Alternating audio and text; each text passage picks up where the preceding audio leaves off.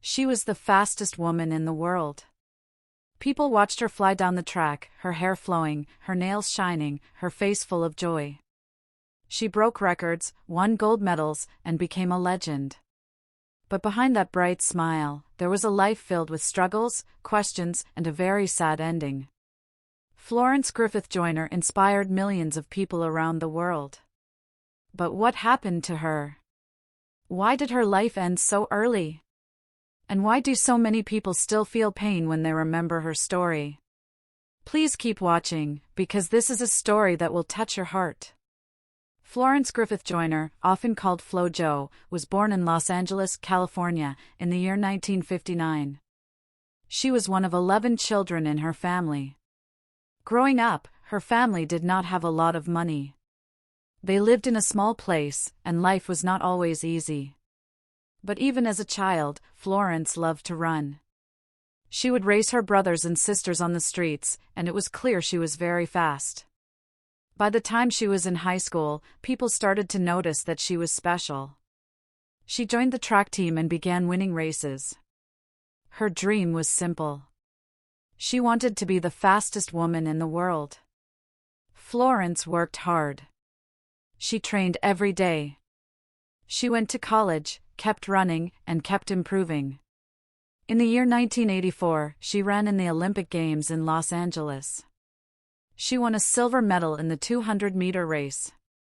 That was a huge moment for her, but she was not satisfied. She wanted more. She wanted to win gold. For years later, at the Olympic Games in Seoul, South Korea, Florence did something amazing. She won 3 gold medals and 1 silver medal. But that was not all. She also broke records. In the 100-meter race, she ran faster than any woman had ever run before. Her time was 10.49 seconds. That record still stands, even now. People could not believe their eyes. Her speed, her style, and her smile made her a global star. But as her fame grew, so did the questions. Some people began to wonder if she was using drugs to run faster. There was no proof, and Florence always said she never used anything wrong. She passed every test. But still, the rumors hurt her. It was hard for her to enjoy her success when people did not believe in her. After the Olympics, Florence decided to stop running in races. She had nothing more to prove. She wanted to focus on her family.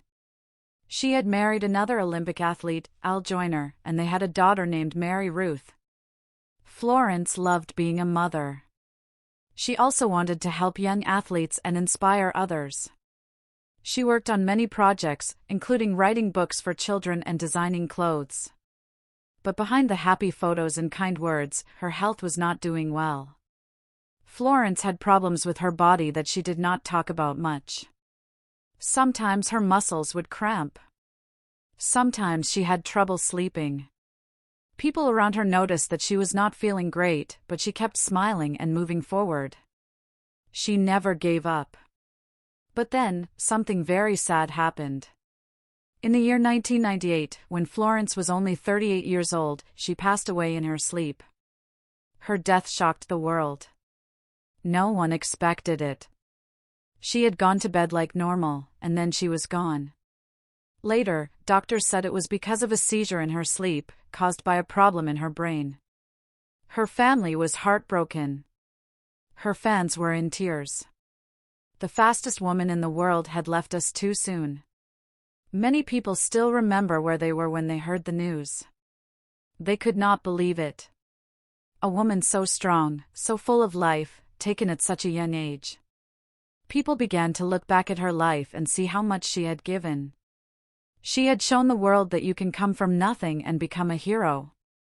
She had run with beauty and strength. And she had tried to help others, even when her own life was not perfect. Her daughter, Mary Ruth, was just 7 years old when she lost her mother. But she remembers her not just as a runner, but as a kind and loving person who always believed in others. That is the memory many people hold in their hearts. Even now, Florence Griffith Joyner's name brings a feeling of wonder and sadness. Her records still stand. Her pictures still shine. Her story is told again and again, not just because of how fast she ran, but because of how deeply she touched the hearts of those who watched her. She reminds us that behind every smiling face, there can be pain. And behind every great success, there can be struggle. Her life may have ended early, but her light has not gone out. Thank you for watching this story about Florence Griffith Joyner. If you were moved by her story, please share your thoughts in the comments below. Let us remember her not just for how she ran, but for who she was. A fighter. A mother. A dreamer. And a woman whose memory will never be forgotten.